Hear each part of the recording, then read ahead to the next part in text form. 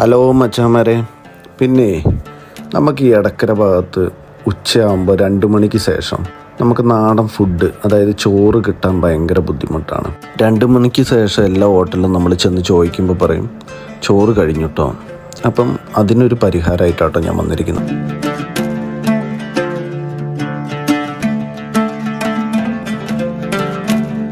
നമ്മുടെ എടക്കര ഹോട്ടൽ സാമ്രാട്ട്, അതായത് ബാറ്, അതിൻ്റെ അകത്ത് നല്ല അടിപൊളി ചോറും നല്ല അടിപൊളി ബീഫ് റോസ്റ്റും. ഇത് വെറുതെ പറയല്ല കേട്ടോ, നല്ല ടേസ്റ്റ് ഉണ്ട്.